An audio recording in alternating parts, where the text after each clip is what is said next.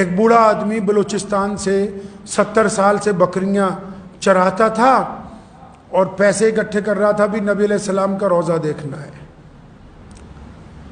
تو پیسے اتنے نہیں ہوئے تو اس سال اس کو خیال آیا, ابھی اسی سال ساری بکریاں ہی بیچ دی. جھونپڑی میں رہتا تھا تو پیسے اکٹھے ہو گئے, ویزا لگوایا عمرے کے لیے. تو گاؤں کے سرپنچ نے کہا کہ واپس آ کے کیا کھانا پینا ہے, یہ تو سارا ہی مال مویشی بیچ دیے, سب کچھ بیچ دیا, اکیلا آدمی ہے, 80 سال کی عمر ہے, سب کچھ بیچ دیا. اب مکہ مکرمہ پہنچا, عمرہ کیا, تو جب پیارے نبی صلی اللہ علیہ وسلم کے روضہ مبارک پہ پہنچا تو آپ صلی اللہ علیہ وسلم کے حضور سلام پیش کیا. تو وہاں مدینہ منورہ میں کوئی عرب بیٹھا ہوا تھا. جب اس نے دیکھا تو 80 سال کا بندہ ہے, سر پر رومال ڈالا ہوا اور اپنے گاؤں کا روایتی لباس آبا پہنا ہوا ہے. یہ آپ کا قصہ سنا رہا ہوں آپ کو میں. تو اس نے ان کا چہرہ دیکھ کے وہ کہتا میرے دل میں خیال آیا, یہ کوئی سند نہیں, وہ کہتا میرے دل میں خیال آیا کہ اس بندے کی شکل دیکھو, اس کا لباس دیکھو, اس کی سادگی دیکھو, اس کے کپڑوں کا موٹا پن دیکھو, اس کا سانولا چہرہ دیکھو, اس کی نورانی داڑھی دیکھو, اس کے چہرے کی جھریاں دیکھو. ایسے لگتا ہے جیسے ہزاروں سال کوئی پرانا, ایسے لگتا ہے جیسے صحابہ کے دور کا کوئی بندہ آج مدینے میں آ گیا ہو. تو وہ یہ بول کے ویڈیو بنا رہا ہے, ایک بندہ ویسے ہی دور بیٹھا ہوا, جس طرح آج کل عادت ہے لوگوں کی کہ مجھے لگا کہ یہ بندہ ایسا لگتا ہے دیکھنے میں.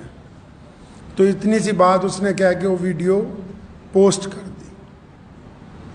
24 گھنٹے میں 57 اسلامی ملکوں میں اس ویڈیو نے اتنا ٹرینڈ کیا, مطلب اتنی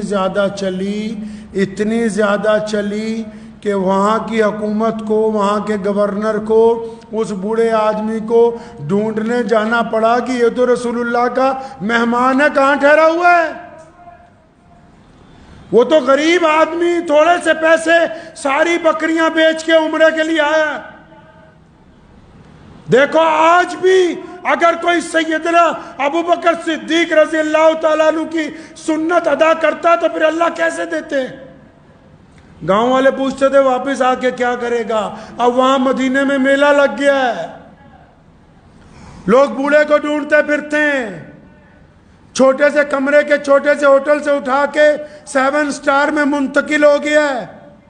شہزادے آ رہے ہیں ملنے کے لیے, زندگی کا خرچ بھی ہو گیا. جب چلا گھر کو واپس تو اپنے گاؤں کے ایئرپورٹ پہ بھی ہزاروں لوگ کھڑے کہ وہ آ رہا ہے جس کو رسول اللہ صلی اللہ علیہ وسلم نے اپنی نسبت سے عزت دی ہے.